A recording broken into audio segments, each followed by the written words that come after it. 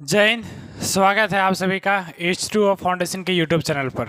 आज हम देखेंगे हिस्ट्री का चैप्टर नंबर 3 है। चैप्टर नंबर 3 में क्या है देखिए, सबसे पहले है भूमंडलीय विश्व का बनना। यह जो अध्याय रहेगा आपका कंप्लीटली वैश्वीकरण पर रहेगा।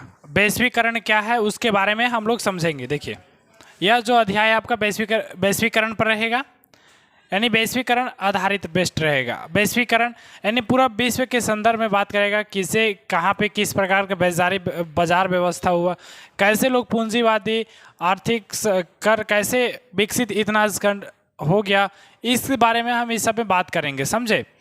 अब वैश्वीकरण की बात करते हैं तो यह आमतौर पर ऐसी आर्थिक व्यवस्था का बात करता है जो मोटे तौर पर पिछले लगभग 50 सालों में ही हमारे सामने आई है। यानी ओवरऑल ये जो लेता है ये 50 साल का सर्वे करता है। इसके बाद एक बताता है कि वैश्वीकरण में क्या निकलकर सामने आया है, यानी क्या विकसित हुआ है या और नीचे गिर गया है। यह लगभग 50 सालों की औसत एवरेज लेकर के ही बताता है। अब एक साल में कोई चीज़ अगर वृद्धि हो जाती है या कोई चीज़ डाउनफॉल हो जाता है, कमी हो जाती है, तो उसके आधार पर हम यह नहीं बता सकते हैं। समझ गए। अब वैश्वीकरण की बात करते हैं तो वैश्वीकरण एक आर्थिक प्रणाली है। यह क्या है? एक आर्थिक प्रणाली है। व्यक्तियों, सामानों और नौकरियों के एक देश से दूसरे देश तक स्थानांतरित को वैश्वीकरण कहते हैं। यह क्या है? वैश्वीकरण एक आर्थिक प्रणाली है और व्यक्तियों, सामानों और नौकरियों को एक स्थान से दूसरे स्थान तक क्या करता है, या एक देश से दूसरे देश में स्थानांतरित करता है, उसे ही हम वैश्वीकरण कहते हैं। अगर आप इसको दूसरी भाषा में समझते हैं तो वैश्वीकरण दुनिया के निर्माण को समझने के लिए हमें व्यापार के इतिहास, प्रसारण और लोगों की काम की तलाश और राजधानियों की आवाजाही को समझना, उसको भी हम लोग वैश्वीकरण कह सकते हैं, समझे। अब ये चैप्टर है कि भूमंडलीयकृत का बढ़ना। भूमंडलीयकृत का बढ़ना ये क्या है? हम लोग इस चैप्टर में देखेंगे कि दुनिया भर में आर्थिक, सांस्कृतिक, राजनीतिक, धार्मिक और सामाजिक प्रणालियों का एकीकरण। इसका मतलब यह है कि वस्तुओं और सेवाओं, पूंजी और श्रम का व्यापार दुनिया भर में किया जाता है। देशों के बीच सूचना और शोध के परिणाम आसानी से प्रवाहित होते हैं, उसे क्या कहते हैं? भूमंडलीकृत कहते हैं। भूमंडलीकृत कहते हैं।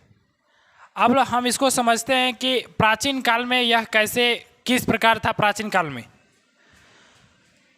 तो 3000 ईसा पूर्व समुद्री तटों पर होने वाले व्यापार के माध्यम से सिंधु घाटी सभ्यता उस इलाके से भी जुड़ी हुई है जिसे आज हम पश्चिमी एशिया के नाम से जानते हैं। 1000 साल से भी ज़्यादा समय से मालदीव के समुद्र में पाई जाने वाली कोड़ियाँ, जो मालदीव के समुद्र में जो पाई जाती थी कोड़ियाँ, पहले देखिए आप आम भाषा में लोग बोलते होंगे कि पैसा कौड़ी नहीं है, यानी कौड़ी का सीधा मतलब किससे है? पैसा से है, रुपया से है, समझ रहे हैं। चीन और पूर्वी अफ्रीका को पहुंचाती रही है। और इसके साथ अगर जब लोग एक जगह से दूसरे जगह जाते हैं तो उनके साथ साथ वहाँ अगर उनके अंदर में जो भी बीमारियां हैं, जैसे चेचक उस समय में एक बहुत ज़्यादा महामारी फैल चुका था। जब हम पढ़ेंगे जो अमेरिका में यूरोप वाले जाते हैं तो अमेरिका वाले चेचक के कारण पीड़ित होकर के वहाँ कमज़ोर पड़ जाते हैं, उसके बारे में हम लोग पढ़ेंगे। लेकिन बीमारियां भी क्या है, साथ साथ में जाता है। फैलाने वाले कीटाणुओं का दूर दूर तक पहुंचने का इतिहास भी सातवीं सदी तक ढूंढा जा सकता है। 13वीं सदी के बाद इनके प्रचार के लिए निश्चय ही साफ देखा जा सकता है, समझ रहे हैं। अब हम आगे देखेंगे कि रेशम मार्ग क्या था, जिससे हम विश्व भर में देखेंगे कि व्यापार होता था। एशिया से यूरोप में पूरा व्यापार होता था, तो हम रेशम मार्ग से समझेंगे। रेशम मार्ग, और उसी को क्या बोलते हैं? Silk route. रेशम मार्ग को ही क्या चीज़ से जाना जाता है? सिल्क रूट से जाना जाता है। तो अगला मेरा टॉपिक जो रहेगा रेशम मार्ग रहेगा, सिल्क रूट रहेगा। रेशम मार्ग।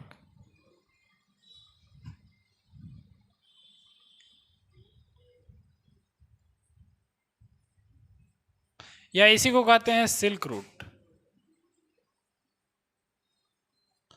दोनों इसी को कहते हैं सिल्क रूट।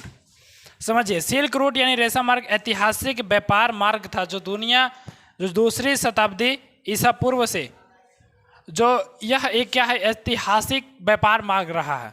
और दूसरी शताब्दी से लेकर के 14वीं शताब्दी तक यह चीन, भारत, फारस और अरब, ग्रीस और इटली को पीछे छोड़ते हुए एशिया के भूमध्य सागर तक फैला था। यानी समझिए, ग्रीस, इटली, भारत, फारस और एशिया के भूमध्य सागर तक फैला था। उस दौरान हुए भारी रेशम व्यापार के कारण इसे सिल्क रूट भी कहा जाता है। जो रेशम मार्ग था इसका बहुत ज़्यादा यूज हुआ, इसी कारण हम इसे क्या कह देते हैं, सिल्क रूट कहते हैं। सिल्क मार्ग, ये मार्ग एशिया को यूरोप से उत्तरी अमेरिका के साथ, ये जो सिल्क मार्ग हुआ करता था एशिया को यूरोप से और उत्तरी अमेरिका के साथ साथ विश्व के जमीन और समुद्री मार्ग को भी जोड़ता था। जितने भी जमीनी मार्ग थे और समुद्री मार्ग थे उसको भी यह क्या सिल्क रोड जोड़ता था, जिससे हर एक क्षेत्र में भी क्या हो सके, व्यापार हो सके। समझ रहे हैं? अब रेशम मार्ग की क्या क्या विशेषताएं थी उसके बारे में हम समझते हैं कि क्या उसकी विशेषताएं थी। तो इस जो है,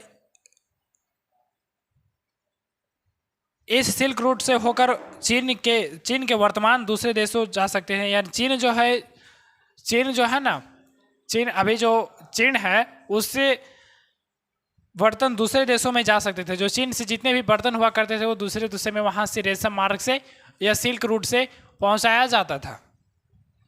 इस प्रकार यूरोप से एशिया तक सोना चांदी आसानी से सिल्क रूट से आते थे। अब देखिए, यूरोप से एशिया में आ रहे हैं, ऐसा क्या होता है? एशिया में क्या होता है, यहाँ पे मसाला होता है, यहाँ पे खेती होता था और यूरोप लोगों को अत्यधिक मसाला चाहिए क्योंकि वह एक क्या है, वह एक ठंडी प्रदेश है। अब वहाँ पे चाहिए अधिक मसाला। अब अधिक मसाला उधर होता नहीं था। अधिक मसाला एशिया, जापान, यही सब कंट्री में देखा जाता है। तो सिल्क रूट के माध्यम से क्या होता था, यहाँ से मसालों को यूरोप में भेजा जाता था और वहाँ पर जो खनिज संपदा थी जिसे सोना चांदी अत्यधिक पाया जाता था और उसको इधर लाया जाता था एशिया में, जिसकी एशिया में अत्यधिक आवश्यकता था। यही तो हम देखते हैं, जब वास्को डी गामा भारत में आया था तो यहाँ से अधिक मसाला ले गया और उसको मतलब 1000 गुना 100 गुना भाव में बेचा। अब देखो उसको कितना फायदा हुआ होगा। 100 गुना भाव में बेच रहा है और ले रहा है कितना में? ले रहा नहीं, वही जो हम लोग कहते हैं ना कि गाजर के भाव हो गया, यानी बहुत कम दाम में लेगा था और उधर 60 गुना कमा रहा है। समझ रहे हैं? यानी समझिए कितना उधर जरूरी था, क्या चीज़, मसालों का। और सिल्क रूट के माध्यम से क्या किया जाता, मसालों का निर्यात किया जाता था और उधर से जितने भी खनिज संपदा, सोना चांदी को एशिया में लाया जाता था। और यहाँ के लोग क्या होता है ना, एशिया के लोग सोना चांदी पर अत्यधिक इंटरेस्ट दिखाते हैं, अत्यधिक रुचि दिखाते हैं। और अगर यहाँ रुचि दिखाने का कारण भी है, सभी लोगों को पहनने की या परंपरा भी है कि लोग पहनना ही चाहते हैं। ये सभी कारण हुआ करते थे जिसको यहाँ से भेजा जाता था और वहाँ से सोना चांदी लाया जाता था।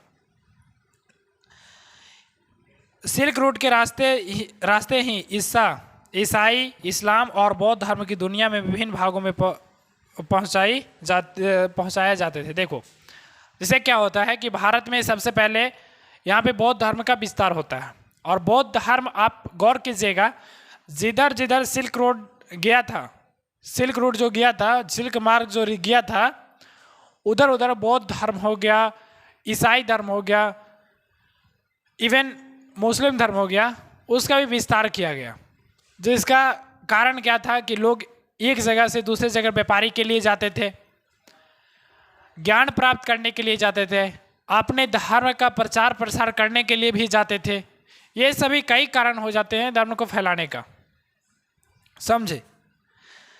रेशम मार्ग को दुनिया के सबसे दूर के हिस्सों को जोड़ने वाला सबसे महत्वपूर्ण मार्ग माना जाता था। यानी रेशम मार्ग एक ऐसा मार्ग था जो दुनिया के दूर जितने भी दूर देश थे उनके जोड़ने का एक मार्ग साधन, एकमात्र साधन माना जाता था। यानी एक वही साधन था जो दुनिया के जो दूर दराज जो देश हैं उनको यह सिल्क रोड जोड़ सकता है और सभी को एक साथ जोड़ सकता है। जैसे आप कुछ दिन पिछले बार कुछ दिन पीछे देखे होंगे कि मोदी जी क्या करते हैं, जाके बनाए थे संगठन और ग्रुप में बात हुआ था कि समुद्र के बीचों बीच का लिया जाए, यानी भारत से एक रेलवे लाइन बिछाया जाए जो इजीली उधर का क्या करना है कि जितने भी भारत से अगर कोई सामान को निर्यात करना है तो आसानी से हो जाएगा, ये उधर से हमें सामान लाना है तो आसानी से वो आ सकता था रेल मार्ग के द्वारा। अब क्रिश्चियन युग से पहले ही भी सिल्क रूट अस्तित्व में ये थे और 15वीं सदी तक विकसित हुए थे। जो क्रिश्चियन हुए ना, क्रिश्चियन को विकसित होने से पहले भी क्या था, सिल्क रोड था और 15वीं सदी तक तो यह बहुत ही मतलब विस्तारित रूप से था और बहुत विकसित था। जैसे आज हम लोग अगर समझते हैं ना कि अगर किसी देश का अच्छा रास्ता है, जैसे हम बात करते हैं जापान के बारे में, सुगारो जल संधि की बात करते हैं तो वहाँ से अंदर पूरा ट्रेन जाती है, जल संधि जो पानी के अंदर ट्रेन जाती है और बहुत तेज़ी से एक द्वीप से दूसरे द्वीप में हम आसानी से पहुँच जाते हैं। तो उसकी बहुत चर्चा होती है। ऐसा क्यों होता है? क्योंकि एक द्वीप को दूसरे द्वीप से बहुत जल्दी जोड़ता है और एकमात्र साधन है जो हमें वहाँ तक पहुँचाने में मदद करता है। अगर समझो कि अगर जो सुगारू जल संधि है अगर उसमें नहीं ट्रेन जाती, जल के अंदर से ट्रेन नहीं जाती तो हमें जाने में वहाँ कठिनाई होती। क्या होता है कि हमें वहाँ से पहले नाव लेना पड़ता, इसके बाद उस द्वीप में जाना पड़ता। हो सकता है नाव अगर कहीं कारण है, मौसम खराब है तो उसका वजह से नहीं जा सकती है। और आप लोग जानते हैं जापान में हमेशा क्या होते रहता है, भूकंप वगैरह होते रहता है। लेकिन वो एकमात्र संधि है जो आसानी से, जिसके बारे में हम लोग चर्चा भी करते हैं कि वो मतलब समुद्र के अंदर ले गया ट्रेन। इस प्रकार से मतलब रेशम मार्ग का भी चर्चा होते रहता था। जो रेशम रूट थी दुनिया के विभिन्न हिस्सों के बीच में व्यापार और सांस्कृतिक संबंधों का एक बड़ा स्रोत साबित हुआ। यह एक क्या था, एक बड़ा स्रोत था। और दुनिया के बीच में यानी पूरी दुनिया में ऐसा कोई नहीं था किसके अलावा, एज कंपेयर ऑफ रेशम मार्ग, यानी इससे कंपेयर किया जाने वाला उस समय के दौर पे कोई ऐसा रास्ता नहीं था। समझ रहे हैं?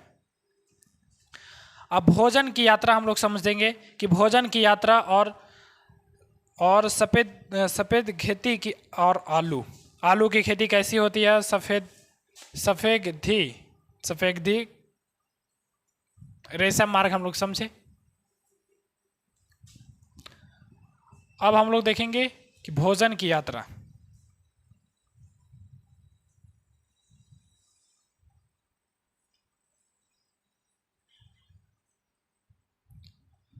भोजन की यात्रा में अस्पेगती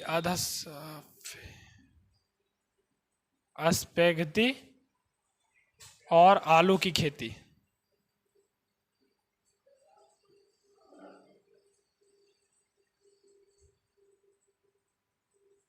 देखिए, आप लोगों को जान करके आश्चर्य होगा कि हमारे भारत में सबसे पहले आलू की खेती नहीं होती थी। क्या होता है कि जब भारत इवन एशिया से लोग अदर यूरोपीय कंट्री में जाते हैं या यूरोपीय कंट्री से लोग एशिया में इवन भारत में आते हैं तो क्या करते हैं कि वहाँ के कुछ ऐसे, जैसे आप लोग देखते होंगे, आप लोग कहीं घूमने चल गए, अब आप लोग को लगा कि यहाँ पे कौन सा ये लगा हुआ है। समझिए आप देख लिए कोई बोर्ड देख लिए, आप देख लिए कि कोई मोबाइल है। अब वो जो मोबाइल है, समझिए आप लोग एक क्या है, आप इंजीनियर है, मोबाइल का इंजीनियर है, आप मोबाइल बनाते हैं। आप गए किसी अलग कंट्री में, आप वहाँ पर देख लिए कि ये अच्छा ये डिज़ाइन करके क्या है, इसको बनाया जाता है और इसको मिनिमम कॉस्ट में सेल किया जा सकता है जिससे लोग इजीली परचेज कर सके। इसी प्रकार क्या होता है कि एशिया से या यूरोप से व्यापारी इधर से उधर या उधर से इधर आते हैं अगर इधर से उधर जाते हैं तो यहाँ की कुछ खेती है जो उन्हें बताते हैं और वहाँ पे कर दिखाते हैं, और वहाँ से भी लोग अगर यहाँ आते हैं तो करते हैं, और इस प्रकार क्या होता है कि अदला बदली हो जाता है। इसी प्रकार हम लोग समझेंगे कि नूडल इसको मैगी भी बोलता है आप लोग शायद ना, नूडल चीन की देन है जो वहाँ से दुनिया के दूसरे भागों तक पहुंचा। ये जो चाउमीन है जिसको नूडल बोलते हैं, नूडल हमारा देश का थोड़ी है। आज देखिए लोग इजीली खाते हैं, उन्हें भी लगता नहीं है कि यह स्वदेशी है कि किसी दूसरे देश का है, लोग शौक से खाते हैं। कैसे? क्योंकि व्यापारी के कारण क्या होता है, यहाँ से यहाँ और यहाँ से वहाँ, मतलब one place to another place क्या होता है, चेंज होते रहता है, ट्रांसफॉर्मेशन होते रहता है, जिसके कारण क्या होता है लोग धीरे धीरे अडॉप्ट कर लेते हैं कि जो यहाँ से दुनिया के दूसरे भागों तक पहुँचा। भारत में हम इसके देश संस्करण सेवियों और वर्षों से इस्तेमाल करते हुए नूडल्स इटालियन, रूसी और स्पेली।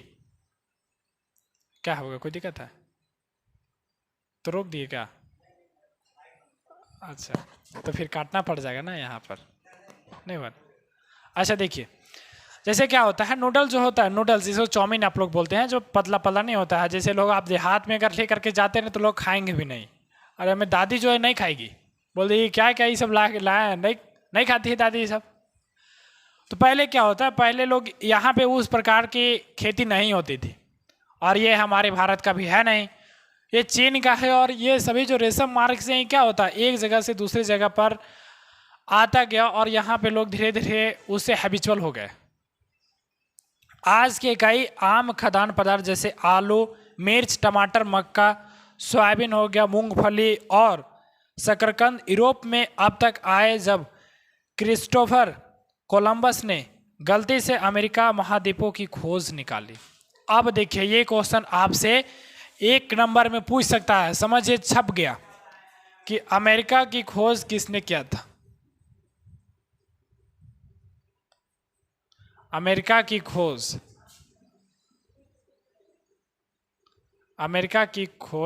किसने किया था?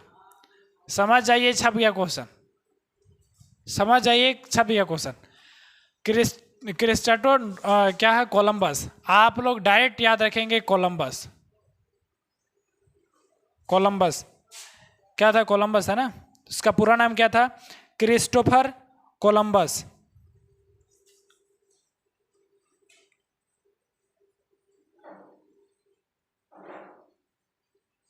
कोलंबस क्या है, क्या क्या लिखा रहा है भाई, कोलंबस।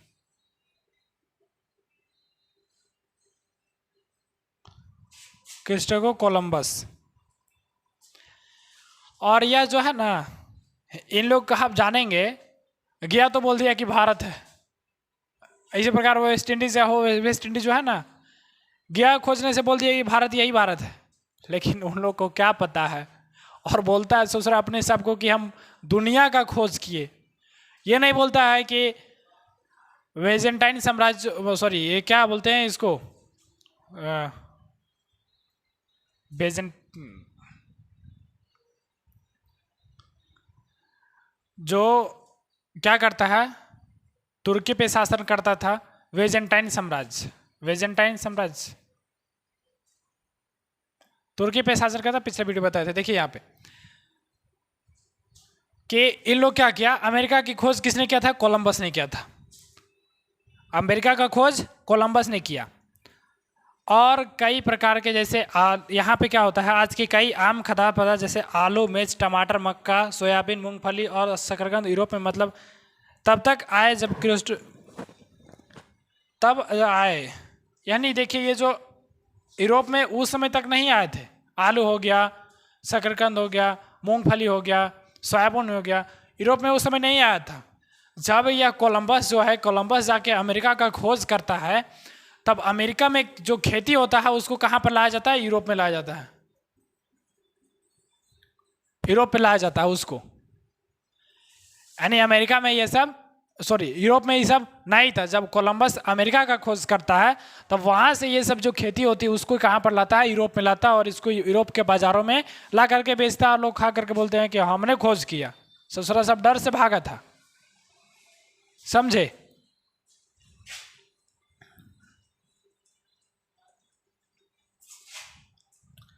अब आलू की कैसी खोज होती है, आलू के क्या, इसके बारे में, आलू पर कैसे निर्भर हो जाते हैं लोग कि भूखमरी के कारण भी, भूखमरी का कारण बन जाता है आलू के बारे में हम लोग समझेंगे।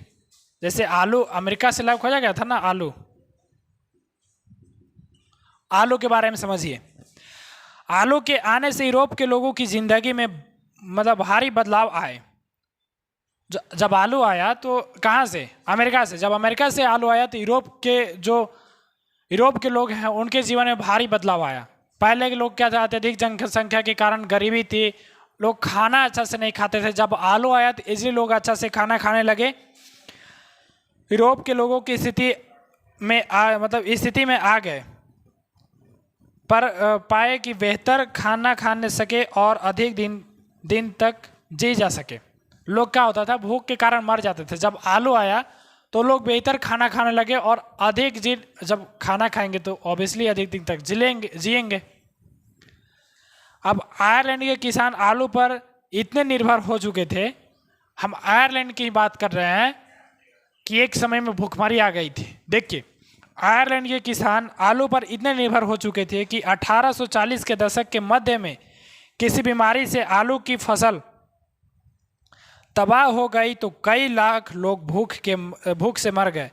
उस काल को आयरिश काल के नाम से जाना जाता है। आयरिश काल के नाम से जाना जाता है, आयरिश काल। एक नंबर में पूछ सकता है क्वेश्चन कि आयरिश काल को किस काल के नाम से जाना जाता है। तो देखिए, जब आयरलैंड में भूखमरी के आलू खराब हो जाने के कारण, भूखमरी के कारण जब लोगों के अधिक लाखों की तादाद में क्या होते हैं, लोग लाखों के तादाद में लोग भूख के मारे मरते हैं, तो उसी को कहते हैं आयरिश काल। ये एक नंबर के क्वेश्चन में एक मार्क्स का पूछा जा सकता है, आप लोग इसको याद रखेंगे, समझे। अब देखिए, हम समझते हैं विजय बीमारी और व्यापार। विजय बीमारी और व्यापार कैसे बढ़ता है उसके बारे में हम लोग समझते हैं। विजय अलग है, बीमारी अलग, और व्यापार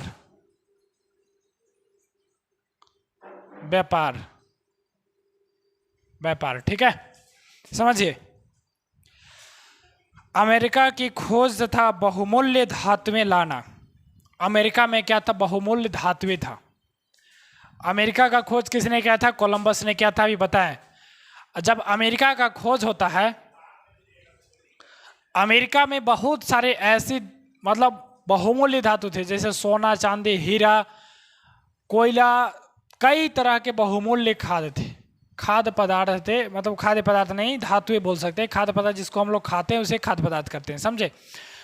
अब अमेरिका की जब खोज होती है, अमेरिका के खोज होने के बाद अमेरिका में बीमारी कैसे फैलता है, वहाँ के लोगों की प्रतिरोधक क्षमता कम थी। जब यूरोप से लोग वहाँ पे जाते हैं, जब यूरोप से लोग, कोलंबस यहाँ पे जाता है, वहाँ पे देखता है कि अच्छा ये सभी संसाधन है, अगर हम इसको यूरोप में ले जाएंगे तो कितना धनी हो जाएगा।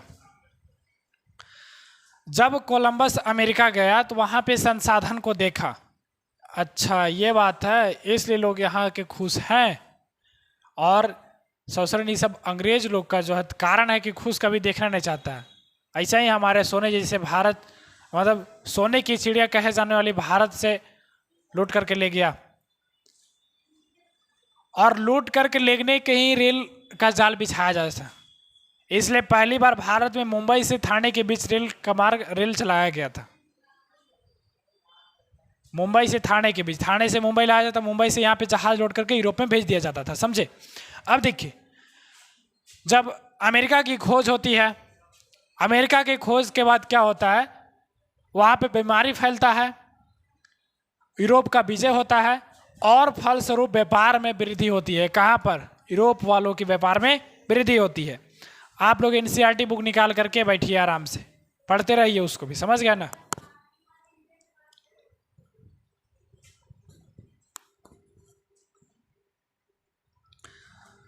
सोलहवीं सदी में यूरोप के नाविकों ने एशिया और अमेरिका के देशों के लिए समुद्री मार्ग खोज लिया। जो यूरोपीय नाविक थे वो एशिया, वह यूरोप और अमेरिका से यूरोप तक जाने की सभी समुद्री मार्ग तो खोज लिया। कोलंबस भी वास्को डी गामा भी भारत से समुद्री मार्ग को खोज किया था।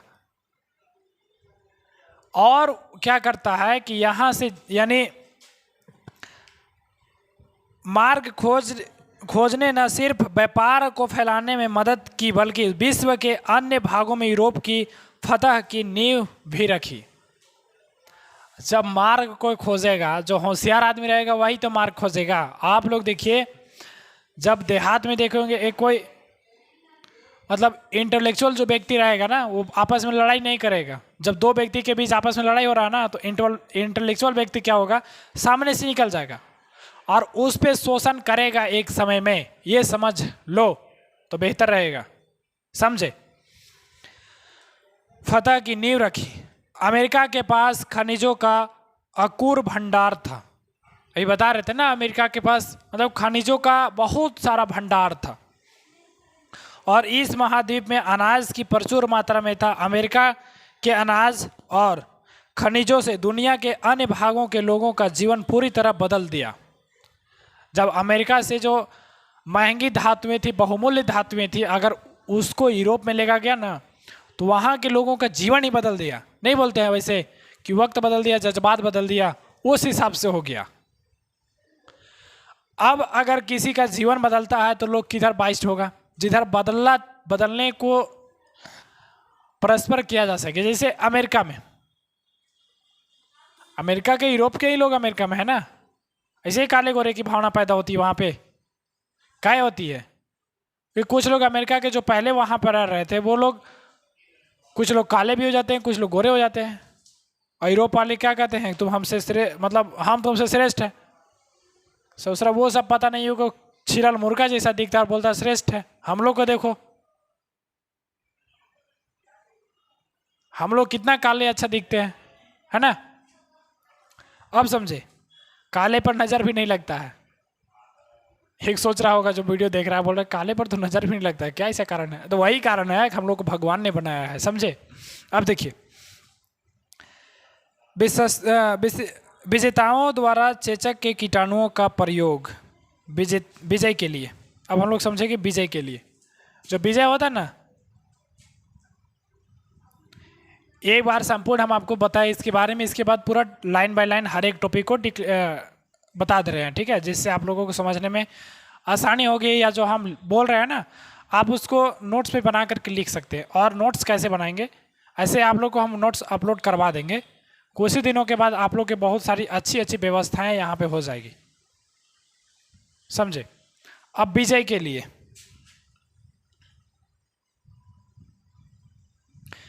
विजय के लिए क्या होता है कि लोग अमेरिका में जाते हैं, यूरोप वाले अमेरिका में जाते हैं। और यूरोप में क्या था, चेचक जो एक बीमारी, एक बहुत बड़ा महामारी थी। ये चेचक महामारी थी जिससे अमेरिका के लोग डरते थे। अब यूरोप वाले क्या करते हैं, इससे लोग हैबिचुअल हो चुके थे। अब जैसे नहीं होता है कि एक जब समय था जब मलेरिया से भारत में बहुत सारे लोग मरते थे, लेकिन अभी मलेरिया से क्या लोग हैबिचुअल हो गए, उसका इलाज आ गया प्रॉपर, उसके हमारे जो शरीर है उसमें एडेप्टेशन पा लिया है कि अब अगर थोड़ी बहुत मलेरिया हो तो उसको झेल सकता है। इस प्रकार यूरोप के लोगों में चेचक को सहने की क्षमता थी, प्रतिरोधक क्षमता आ गया था यूरोप के लोगों को। लेकिन अमेरिका के लोग क्या होते हैं, अमेरिका के लोग किसी से मिलते जुलते नहीं हैं, किसी भी दूसरे कंट्री में नहीं जाते हैं, तो यहाँ के लोग जो एडेप्टेशन नहीं हुए थे। और जब ये यूरोप वाले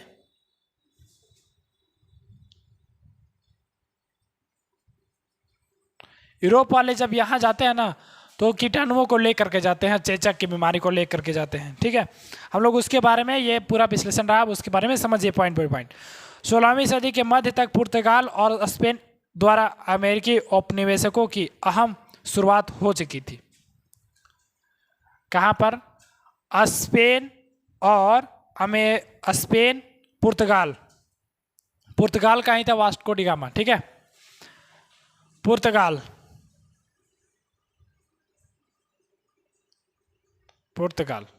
और स्पेन।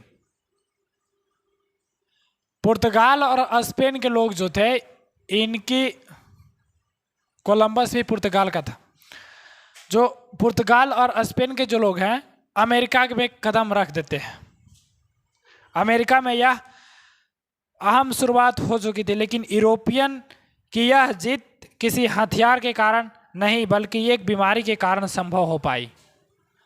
जो ये लोग जब अमेरिका में जाते हैं, यहाँ इन्हें किसी भी हथियार का सामना नहीं करना पड़ा, क्योंकि एक इनके पास कारण था, बीमारी था। ससुरन बीमारी लेके गया था यहाँ पर। यूरोप के लोगों पर चेचक का आक्रमण पहले ही हो चुका था, इसलिए उन्होंने इस बीमारी के खिलाफ प्रतिरोधक क्षमता विकसित कर ली थी। ये जो चेचक है ना, ये चेचक के जो विपरीत है, यूरोप वाले लोग जो होते हैं, उन्होंने प्रतिरोधक क्षमता विकसित कर ली थी, लेकिन ये किसी को बताया ही नहीं। ये जो लोग हैं, ये किसी को नहीं बताते हैं कि क्या चेचक से कैसे बचा जा सके। और यही होते हैं पुर्तगाल और स्पेन के लोग, जब भारत में कहाँ पर, अमेरिका में औपनिवेशिक, यानी इन लोग क्या बोलेंगे, औपनिवेशिक बोलेंगे, किसी दूसरे देश में जा करके क्या करते हैं, वहाँ पे शासन करते हैं, अपनी राज व्यवस्था चलाते हैं, औपनिवेशिक कहते हैं। अब यहाँ पे जाता है तो यहाँ के लोग, उससे प्रतिरोधक क्षमता विकसित नहीं हुआ था। अब प्रतिरोधक क्षमता विकसित नहीं होने के कारण वहाँ के लोग क्या थे, इस बीमारी के खिलाफ कोई क्षमता विकसित नहीं, कोई एक्शन ले ही नहीं सकते थे। लेकिन अमेरिका तब तक दुनिया के अन्य भागों में अलग थलग था, इसलिए अमेरिका के शरीरों में इस बीमारी के लड़ने के लिए प्रतिरोधक क्षमता नहीं था। जब यूरोप के लोग वहां पहुंचते हैं तो वे अपने साथ चेचक के जीवाणु भी ले गए। इसका परिणाम यह हुआ कि चेचक ने अमेरिका के कुछ भागों की पूरी आबादी साफ कर दी। इस तरह यूरोपियन आसानी से अमेरिका पर जीत हासिल कर लिए। समझे?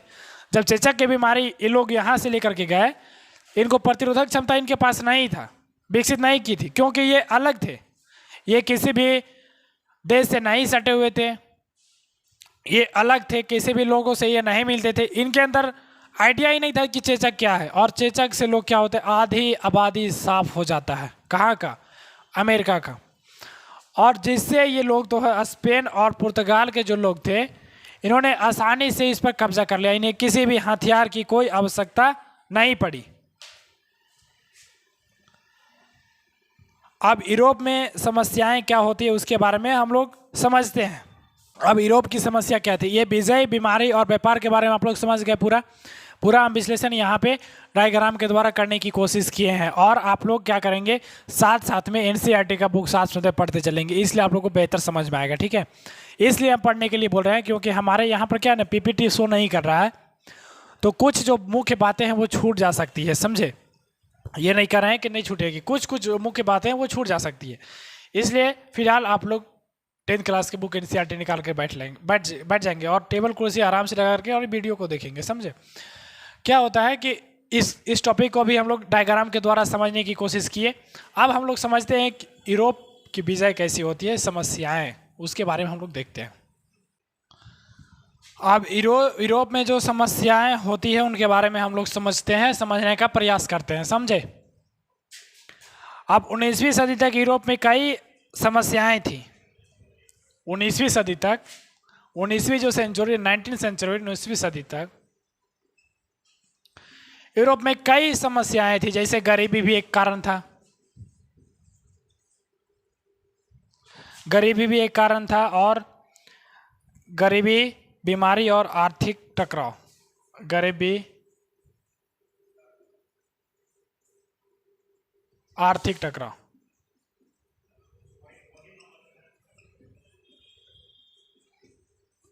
आर्थिक टकराव का भी एक बहुत बड़ा समस्या था। धर्म के खिलाफ बोलने वाले कई लोग सजा के डर से अमेरिका भाग गए। देखिए, यूरोप में आप धर्म के खिलाफ कुछ नहीं बोल सकते थे, और उस समय धर्म के खिलाफ कुछ नहीं बोल सकते हैं, और जो लोग धर्म के खिलाफ बोलने वाले थे वो अमेरिका चले गए। धर्म के खिलाफ जो बोलते थे वो कहाँ चले गए? अमेरिका चले गए, समझे?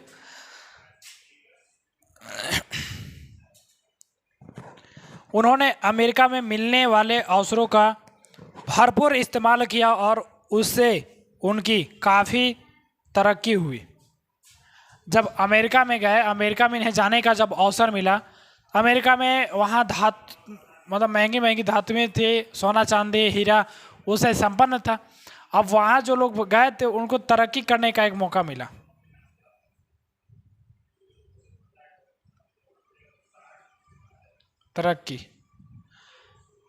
तरक्की करने का एक बहुत बड़ा अपॉर्चुनिटी मिला, यानी अवसर मिला। अब लोग हम समझते हैं कि 18वीं सदी तक भारत और चीन क्या था, उसके बारे में हम लोग समझते हैं। अब एक और टॉपिक क्या चीज़ होता है, जब इसी से मिलता जुला है कौन है? 18वीं सदी। ये 19वीं सदी का बात हो रहा है, जस्ट आगे इस 18वीं सदी के शुरुआत में।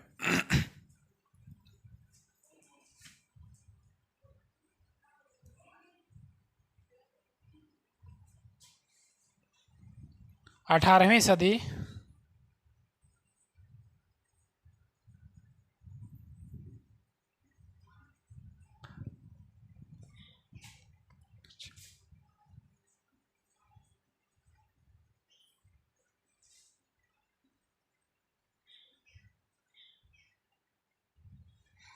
अठारहवीं सदी तक भारत और चीन के बारे में हम लोग देखेंगे। 18वीं सदी तक भारत और चीन दुनिया के सबसे धनी देश हुआ करते थे। ये जो चीन थे और भारत, यह दुनिया के सब धनी देश के रूप में देखा जाता था। लेकिन 15वीं सदी से ही चीन ने बाहरी संपर्क पर अंकुश लगाना शुरू किया और दुनिया के बाकी हिस्सों से अलग थलग हो गया। चीन के घटते प्रभाव और अमेरिका के बढ़ते प्रभाव के कारण विश्व के व्यापार और केंद्रीय बिंदु यूरोप की तरफ शिफ्ट हो गए। देखिए, जब किसी भी राज्य का, जब किसी भी देश का अगर एक एस्टेब्लिश्ड नहीं रहेगा ना, या किसी से एक संबंध अगर नहीं रहेगा ना, तो वहाँ पे जितने भी कंपनियां हैं, फिलहाल अभी भी अगर देखी गया, जैसे अफगानिस्तान का कोई मतलब नहीं है, जीडीपी क्या होगा कुछ, उसको कुछ मतलब नहीं है। उसमें कोई ऐसी कंपनियां हैं कुछ जो अपना वहाँ ऑफिस डालना चाहती है, अपना कारखाना डालती है? नहीं डालना चाहती। ऐसा क्यों? क्योंकि उसको बाहर बेचने में कठिनाई होगी ना। अब जिसका संबंध हर एक देश से है तो उसको बेचने में आसानी होगा। तो इस कारण क्या होगा कि चीन जो है अलग थलग हो गया, ठीक है। और अमेरिका का बढ़ता प्रभाव, वहाँ का शिक्षित हो रहे थे, और उसका जब प्रभाव बढ़ रहा था तो लोग क्या होते हैं कि अमेरिका में जाकर के, अमेरिका में जो कंपनियां थी अमेरिका तरफ शिफ्ट होना स्टार्ट कर देते हैं। अब लोग समझते हैं कि 19वीं शताब्दी में 1815 से 1814 तक क्या क्या होता है उसके बारे में हम लोग समझते हैं। 19वीं शताब्दी की बात हो रही है। 1815 से 1914 के बीच में हम लोग देखेंगे कि 19वीं शताब्दी में ऐसा क्या होता है। 19वीं सदी में दुनिया तेजी से बदल रही थी। वर्ल्ड वार इसी में हुआ था। वर्ल्ड वार इसी में हुआ था ना। फर्स्ट वर्ल्ड वार, प्रथम विश्व युद्ध कब हुआ था? 1914 से 1918 तक। अब जब 1914 से 1918 तक हुआ तो यूरोप में क्या हुआ कि वहाँ पे राजनीतिक, आर्थिक और कई तरह के वहाँ कर में वृद्धि कर दी गई। 19वीं सदी में दुनिया तेजी से बदल रही थी। इस अवधि में सामाजिक, राजनीतिक, आर्थिक और तकनीकी के क्षेत्र में बड़े जटिल बदलाव हुए। उन बदलावों की वजह से विभिन्न देशों के रिश्तों के समीकरण में अभूतपूर्व बदलाव आए।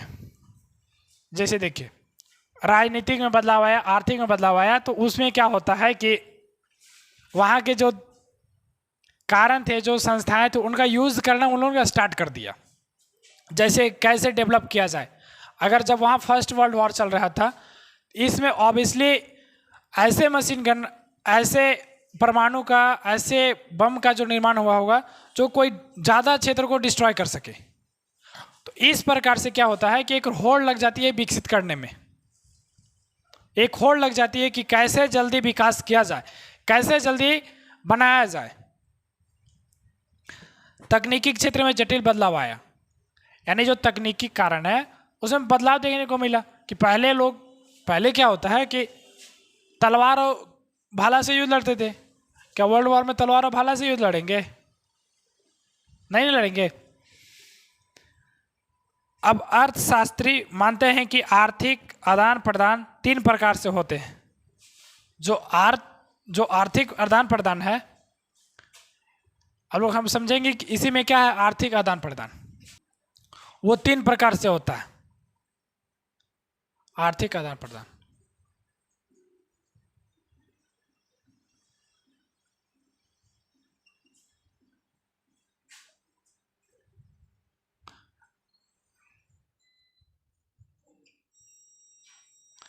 आर्थिक आदान प्रदान का 3 कारण होता है।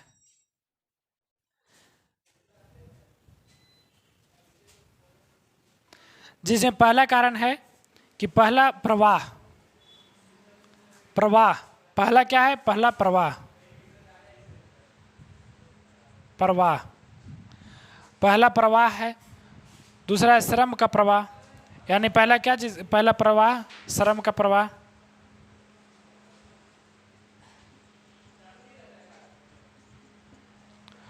और तीसरा है पूंजी का प्रवाह।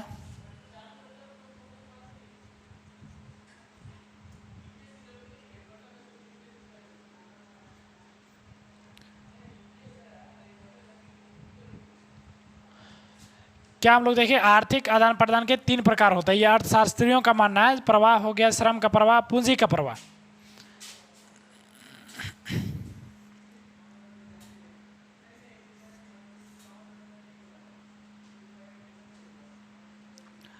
पहला प्रवाह व्यापार का होता है। इसमें पहला जो प्रवाह है ये व्यापार का होता है। ये जो पहला प्रवाह होता है ये किसका होता है? व्यापार का। मुख्य रूप से वस्तुओं जैसे कपड़ा और गेहूं का। उस समय क्या था? कपड़ा और गेहूं था, कपास और गेहूं था। जैसे कपड़ा बनाया जाता था कपास से, तो उस समय व्यापार का पहला जो प्रवाह था व्यापार का प्रवाह था, जिसे मुख्य रूप से क्या था? कपड़ा और गेहूं था।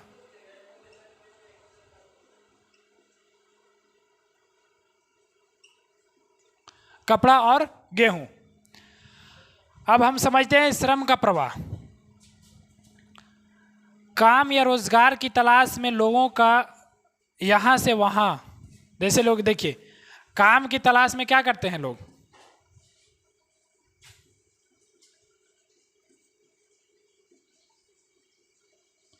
काम की तलाश में लोग एक जगह से दूसरे जगह जाते हैं, क्योंकि आर्थिक जीवन में पैसा का जरूरी है उनका जीविका चलाने के लिए। इसलिए लोग क्या करते हैं? काम की तलाश में एक जगह से दूसरी जगह लोग जाते हैं। अब तीसरा है पूंजी का प्रवाह।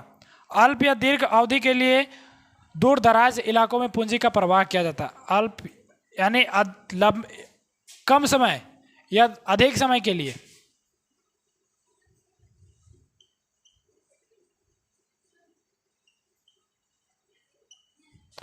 अल्प या दीर्घ अवधि के लिए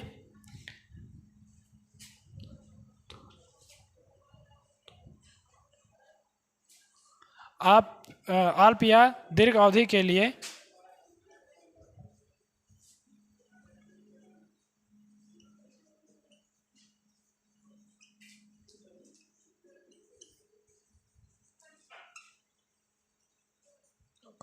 प्रवाह या निवेश भी आप कह सकते हैं।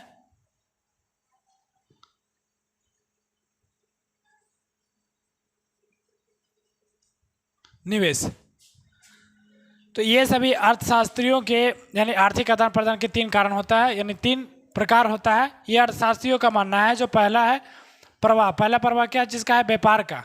व्यापारी का जो कपड़ा, और उसमें मुख्य रूप से कपड़ा और गेहूं का व्यापार किया जाता था। और दूसरा है श्रम का प्रवाह, यानी काम की तलाश में, रोजगार की तलाश में लोग एक जगह से दूसरी जगह जाते हैं। पूंजी का प्रवाह अल्प या दीर्घ अवधि के लिए। पूंजी का प्रवाह क्या होता है? जैसे देखिए आप समझिए आपको कोई बिजनेस करना है। अब इस बिजनेस करने के लिए आपको पैसे की ज़रूरत है, तो आप लोग अभी अधिकतर लोग क्या करते हैं? लोन लेते हैं।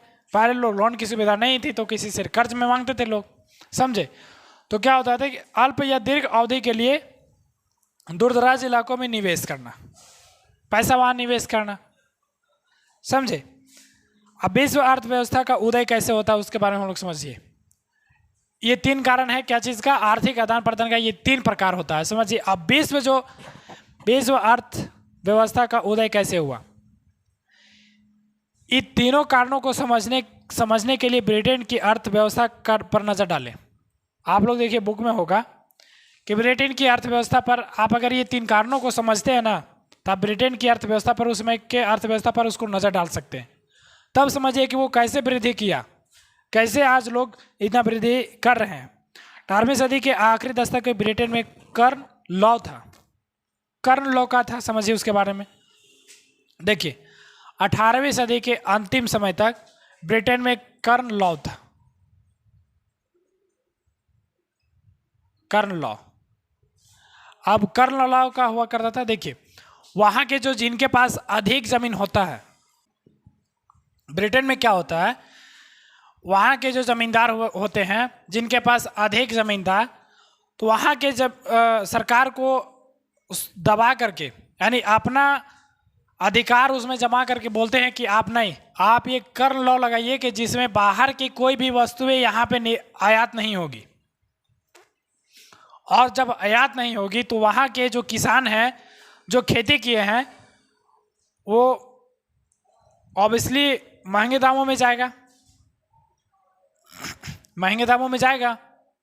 तब वहाँ के जो जिनके पास ज़्यादा ज़मीन है उसको अधिक लाभ होगा। और इसमें मक्का के आयात पर पाबंदी लगाई थी। जो वहाँ के जो किसान होते हैं कर लॉ पे, जो मक्का पर बेसिकली उन लोग क्या लगाए थे, पाबंदी लगाए थे कि मक्का का आयात नहीं हो सकता है। कुछ दिन बाद ब्रिटेन में जनसंख्या का बहुत ज़्यादा बढ़ गई। जैसे ही जनसंख्या बढ़ी भोजन की मांग में वृद्धि हो गई। अब जनसंख्या बढ़ेगी तो भोजन की मांग में वृद्धि होगा, और वृद्धि होने से वहाँ की सरकार में प्रेशर बनता है, और प्रेशर बनने के बाद कर्ण लॉ को ख़त्म कर दिया जाता है। और जब कर्ण लॉ को ख़त्म किया जाता है तो वहाँ पे मतलब सामान्य लोग आराम से जीवन यापन करने लगे, कम दामों में मिलने लगी, खाने पीने वाली जो खाद्य पदार्थ है कम दामों में मिलने लगी, और भोजन की कमी बदलाव आया और किसान विकास होने लगा। जब खाने पीने की सामान जब सस्ता होगा तब तो वहाँ के लोगों का विकास होगा। अब अगर महंगा रहेगा तो लोग कैसे खाएंगे। तो इस प्रकार से क्या होता है, वहाँ के लोगों के जीवन में बदलाव आने लगी, उनका विकास होने लगा। अब कर्ण लॉ के समय क्या हो गया था, कर्ण लॉ के समय भोजन की मांग बढ़ी, जनसंख्या बढ़ी और भोजन के दाम बढ़े। ये बताया कि भोजन के दाम बढ़ गए थे। वहाँ के किसान लोग क्या करते थे, भोजन के दाम बढ़ा दिए थे। अब कर्ण लॉ को जब हटाए उसके बाद क्या होता है, व्यापार में वृद्धि होता है, विकास का तेज होना, भोजन का अधिक भंडार, यानी भोजन का अधिक भंडार, यानी बाहर से जितने भी आयात होने लगा तो वहाँ पर भोजन का भंडार हो गया, इसलिए लोग इजिली विकसित होने लगे। अब तकनीकी का योगदान क्या रहा उसके बारे में हम लोग समझते हैं। इसके बाद हम लोग नेक्स्ट क्लास में पढ़ेंगे 19वीं सदी के आखिरी में उपनिवेशवाद।